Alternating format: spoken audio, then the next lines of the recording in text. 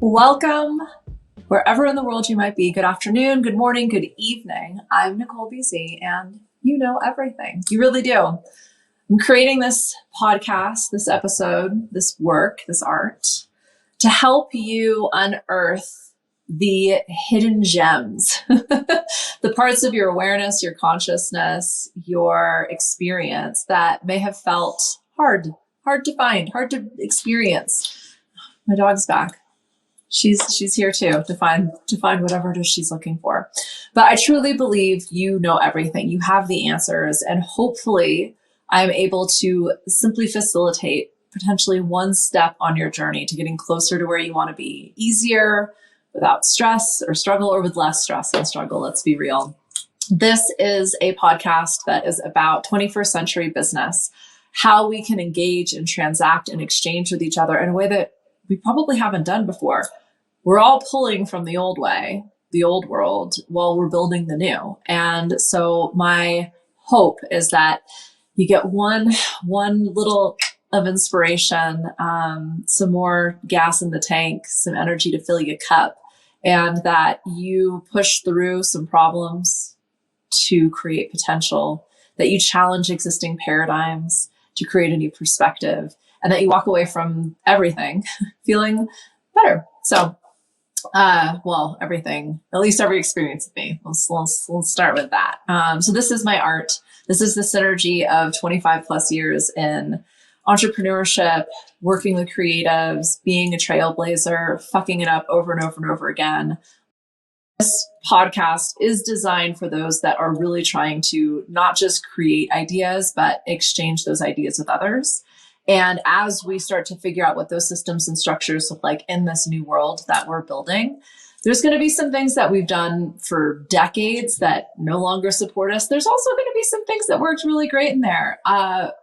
Fundamentally, we're challenging the way we even think about this stuff. And that's really sticky and icky and weird and gooey and can feel like we're moving through mud sometimes. And it can also feel so flowy and so fun and like, the universe has got our back. So wherever you are in your experience, I see you, I hear you, I feel you, I've likely been there. I like to think of myself as standing shoulder to shoulder in solidarity with you. So I get to talk to people from all over the place in all different areas of business, whether it's an idea or something they've been doing for also 25 years. Whether they are a leader in a much larger structure and system, or they are the leader in their very own structure, and it's just them and their team of one. It's a really interesting conversation that I get to have. And I like to share that with you only because it never ceases to amaze me how often the topics and the concepts that we're throwing around and kind of like working through and grinding on are the same. And obviously changes, like this overarching concept that we're continually working within.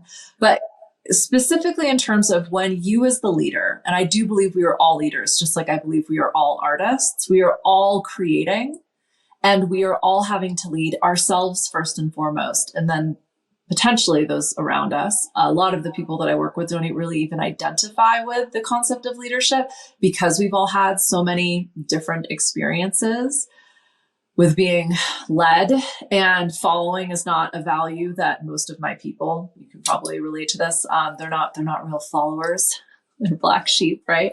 And not in like a ostracized, marginalized way, but in a like, hey, that's not how I want to do things. I'm going to be over here doing my thing. And that's what I love about my style of leadership is when you're truly excited about what you're doing and empowered in what you're doing, you will find there are actually a lot of followers out there who are very inspired by and attracted to what you do, and you're leading them all of a sudden. And sometimes you might be leading them through change. That change may or may not be something that they feel open to or excited about in the same way that you are. So that's what we're going to really get into today. I've been talking, I spent the last couple episodes talking about technology, Technology is something, especially in business, we can feel a lot of resistance to. And also another caveat, I think of business as being very personal. I don't believe there's a separation, especially now with technology being in our lives and homes. And there's this, in doing business on a global scale, there is now this expectation that we're available 24/7, 365. And I do not encourage that. If you've worked with me at all, I'm available for like some random hours on some random days of some random weeks.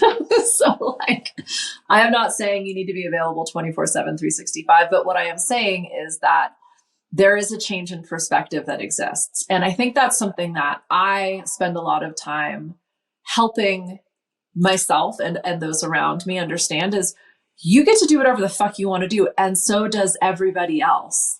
So we can bring awareness to the difference in perspective, paradigms, problems, situations, but that doesn't make one better or worse, right or wrong. So then how do we connect with each other when we're all essentially having our own experience, right? We're all watching our own movie and it's wildly different than the movie you're watching, which is like hard to wrap our minds. Change feels like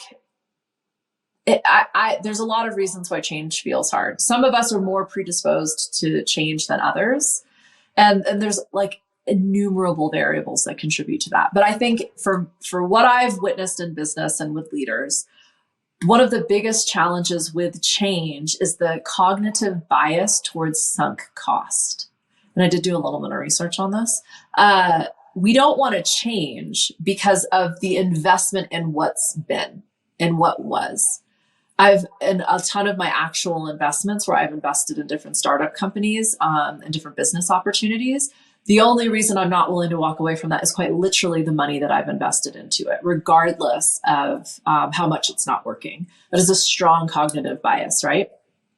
So what we can recognize with that sunk cost is the opportunity cost as well. How much will it cost for us to stay the same? A couple episodes back, I did that matrix where you can stay the same or you can make the change, and then the perceived costs and the perceived benefits of it. So I won't go back into that, but that is an amazing way of just kind of very quickly doing a quick check-in in terms of what is your opportunity cost? What is your sunk cost?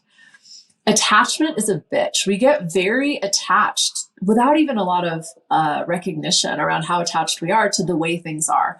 You see this in extreme situations, toxic, abusive, changes or situations where like your actual health and safety are in question, but the certainty of that knowing feels safer. We are attached more to knowing what is than the potential unknown of the change. So again, something to just be aware of, like how attached are you to what is? And I find what we are actually attached to is what we think will come from what is, even when that thing has never come and ain't coming, right? So just some really interesting questions to kind of run through. And when you are the leader and you are asking people to change, these are their objections. Address the elephant in the room. With the Energy Leadership Index, I talk a lot about address the energy in the room. Address the 1 and 2. They feel insecure, unsafe, unsure, uncertain. They feel out of control, disempowered, like they have no agency, like they can't even speak up. Why? If you as a leader have created an environment where people don't feel like they can address their own concerns, fears, or problems, that is also something that needs to be changed. There's a couple concepts I've been playing with, but if the quitting feels easy, like, okay, we got to cut this, we got to stop this, blah, blah, blah, and that feels like the easiest option, there's probably something worth exploring in terms of your own cognitive bias, right? And it's when the quitting feels hard that we're experiencing that attachment. So the paradox is, if quitting feels like the easiest way out, maybe take one more step further and explore, like, well, what happens if we were just to ... If the quitting feels really hard, there's an attachment there. And what if we play with the idea of, okay, we're done with this? What happens? So I offer you those 3 different explorations before we get into cascading change, only because as the leader, we often forget what we're asking people, and we might not even know because like I said, they're watching their own movie, they're having their own experience. And leaders, people who have taken this role of responsibility and visionary and creative, we are inclined, we are predisposed to as just a different experience than those who have signed up for essentially doing what you tell them to do, right? Or following you, regardless of if you chose that role or not. So first and foremost, to create change, you have to have clarity around the end destination. You need to show people where they're going. Why? Because they need to want to go there. And I say that we see this so often, especially in startups that are at the scale and sustain part of that evolution. Some of the OGs aren't up for the change. If you're anything like me, you like the challenge. When things get easy and sustainable, it's not for you anymore. That's okay.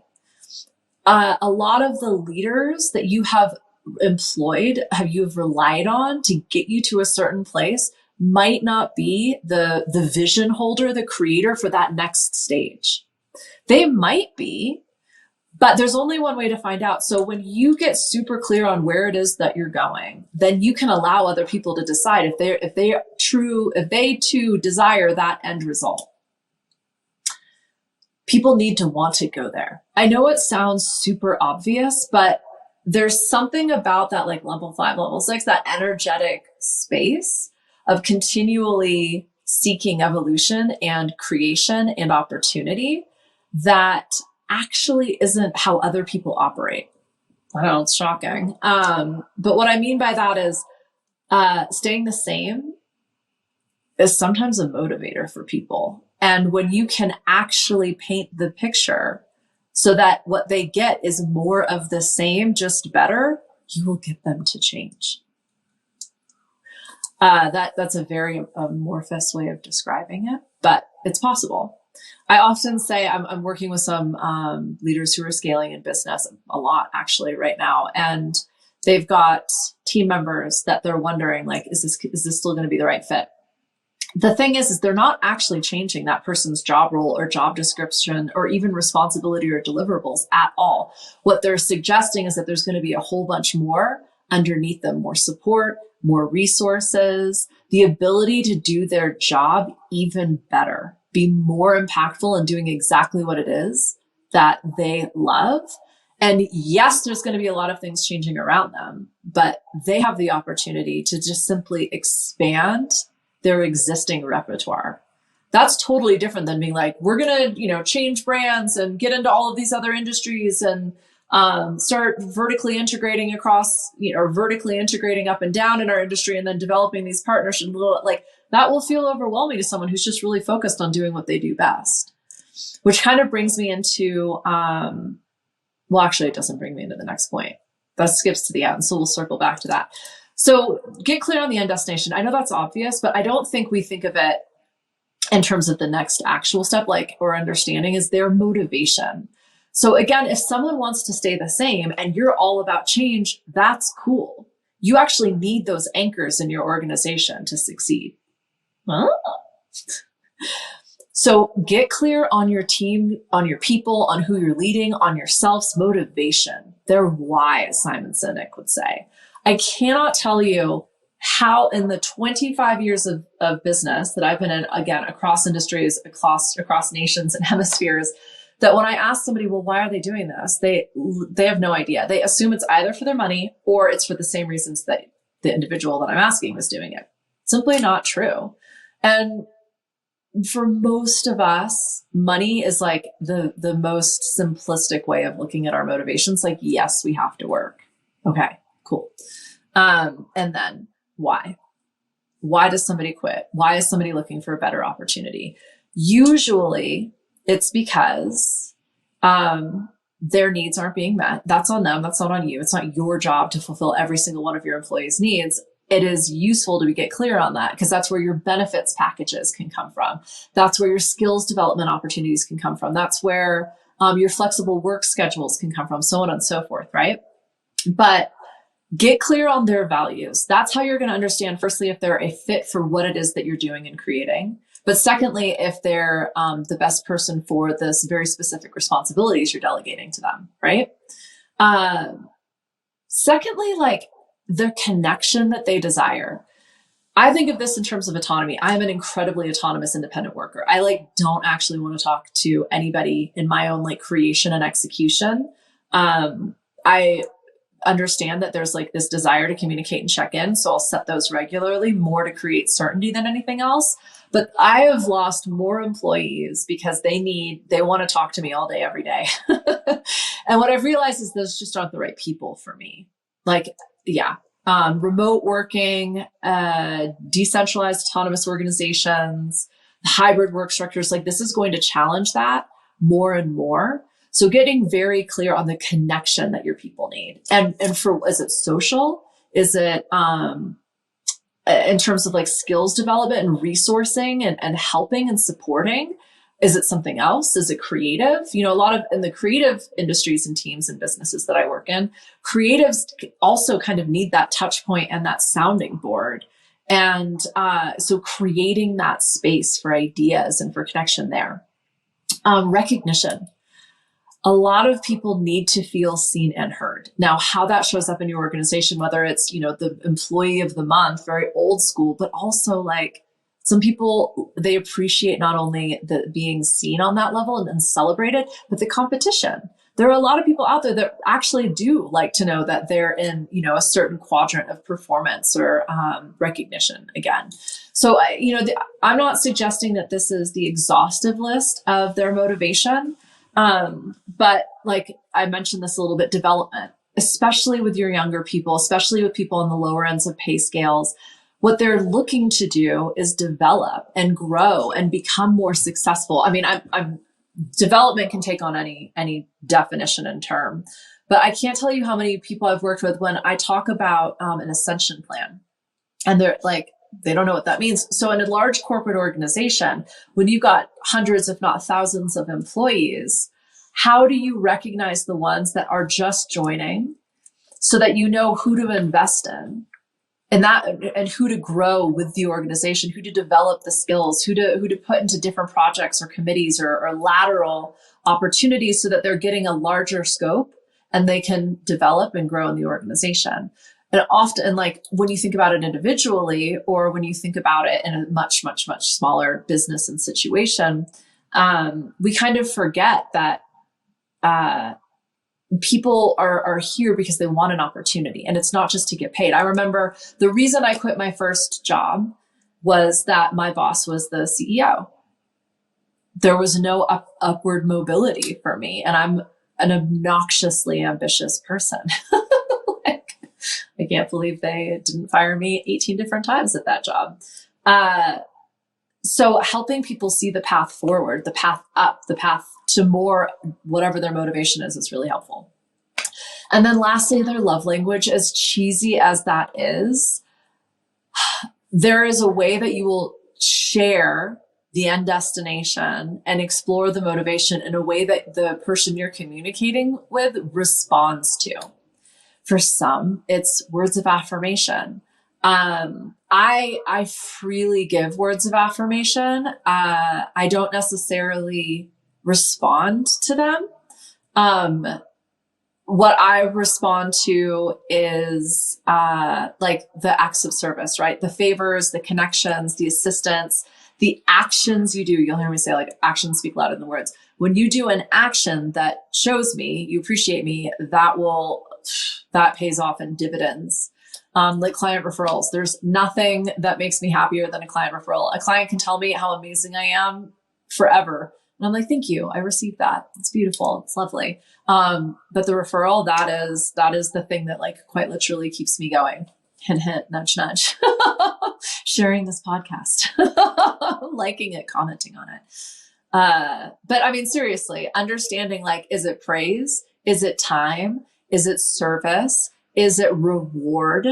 And is it connection, relationship? Like those are, you know, the 5 love languages. But when you speak in that and you share those things openly with yourself and then with your people, you are going to cascade change. So figuring out what the end destination looks like, figuring out what the motivation is for the individuals or yourself in terms of creating this change, and then framing it, explaining it, sharing it in a manner that actually resonates with your people. That's going to be your golden ticket. Okay. So, why does all this matter? I like to kind of like tie everything back up into that. This is a continual process. You will never not stop evolving and changing. I talk about the cycle of change a lot. There's a whole module on that in the anti-business school. You're going to fuck it up. You're going to take the wrong step. You're going to go down the wrong path. That's part of this. That's okay. You know you're doing the right thing. You know you're evolving. You know you're changing when you fuck up. So don't look at the problems as proof of failure. Look at the problems as proof of success. Listen to my last episode, problems are awesome. When you look at a problem as proof of success and the opportunity to improve, everything changes. And when you're introducing systemic organizational change, your people are going to feel very tuned into the problems. If they don't feel like they're supported in addressing those problems, that is also something to bring to your change table, right? With that, a problem that a lot of the people I'm working with experience is that they overshare. I kind of mentioned this, but when you're asking for a very big change, focus on the next step in the journey. Focus on the specific junction of change that you're in. And that destination, like what will this look like? How will we know we've been successful here? People are going to respond to change differently. Some are going to be super excited about the future 25-year vision. Others are going to be totally overwhelmed and intimidated by that. All they need to know is what's happening next week, what's happening next month, or like what's happening in my department, what's happening in my job. So you use your discretion and intuit. And if you feel like it's overwhelming, let's say to them, acknowledge that. Let's scale this back. Let's scale this back to the implementable desired changes in the next quarter or in the next couple of weeks. And again, give them demonstrable ways of knowing how they're going to be how you're going to measure success. So what does this look like? What does this change actually show up in, like in terms of behavior, communication, deliverables, metrics, blah, blah, blah, right? I could give examples, but I feel like it's obvious, like, I don't know.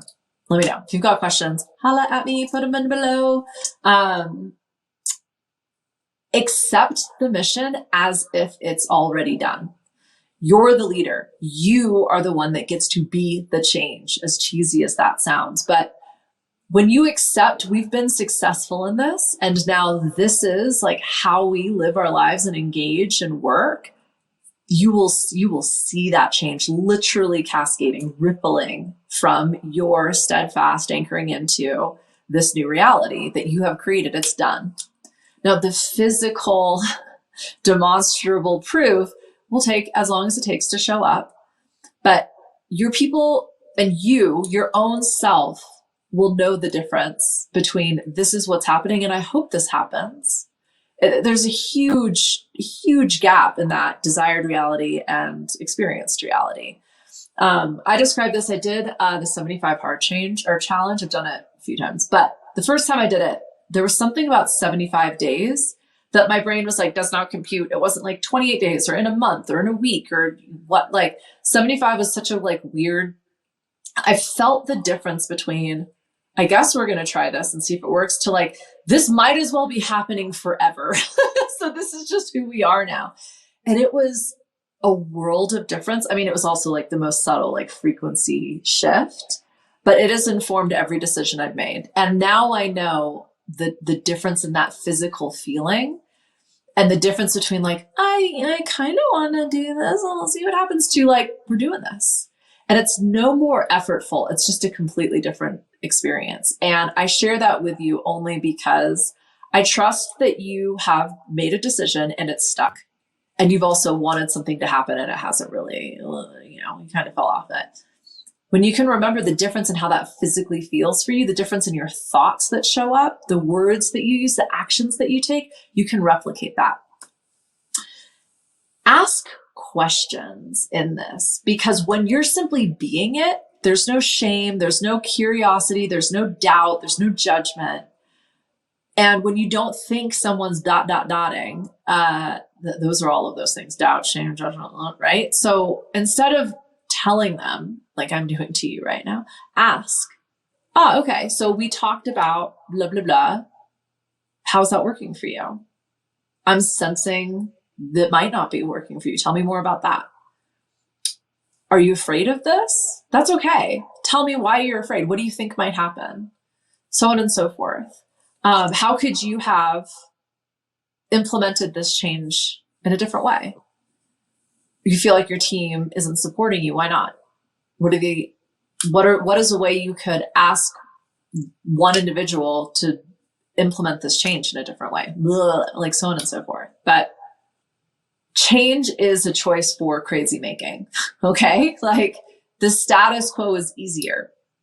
The sunk cost bias is absolutely going to reinforce the way things are. We will forever and always be biased towards maintaining homeostasis. So accept that with introducing change, you are asking for struggle. Now, there's the Buddhist, pain is inevitable, struggle is optional. It will be what it will be. It is what it is. You hear me say that all the time. So you are choosing to make things better. That is awesome. How that applies, we have some ideas. We can strategize, design theory. We can strategize, implement, and then notice where we were off in our targets and metrics. Not as a definition of success and failure, but simply as a way to understand, okay, this stuff's working, this isn't. No more of that, a little more of this, and we'll try again. I am telling you this, as the leader, as the change maker, as the revolutionary, you are the eye in the storm. You are the calm. And when your people are freaking out, even when the parts of you, old narratives of you, old versions of yourself show up to create chaos, this version of you, the present moment version of you, maybe even your higher self version who's like standing with like hand on shoulder, got your back, you can trust in this present moment and recognize the fear, the resistance, the struggle, the stress, the doubters, the haters, the namers, the shamers for what they are.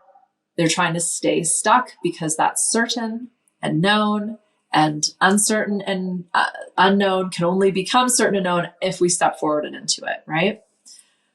So take a breath, resource yourself. Any of those energy stacking activities are available to you, and find that calm, however you can do it. There's actually I did a whole presentation on this. It's in the Anti-Business School. And I mentioned this in the last one. I'm going to be vlogging, reopening the Anti-Business School. We're going to do 5 days on the technologies and creating change with tech. We get to choose to grow and evolve in every moment and in every day. And that is going to be destabilizing. It is also, in my opinion, the only way to create reality is to see where we are and then choose to see that which we desire, because it is available in every single moment. But we're so used to the old version, we keep watching that one instead of just changing the channel, right? So what we've also just talked about is embodied leadership. This is how you, I believe, become like the 21st century leader, and how you have one foot in the old, one foot in the new, and you can become the bridge so that when ready, you're taking that leap. I'm repeating myself, which means I'm done. So thank you so much for being here. Thank you to all of the new people for being here. I am Nicole BZ. You know everything. You can find me on all socials at the BZ channel. Please email me questions, pop questions below in the comments wherever you're watching this. I create entire episodes. The whole reason I do this is for access, for information, to empower you to be that version of yourself that creates everything you want. So thank you. I love you. Bye.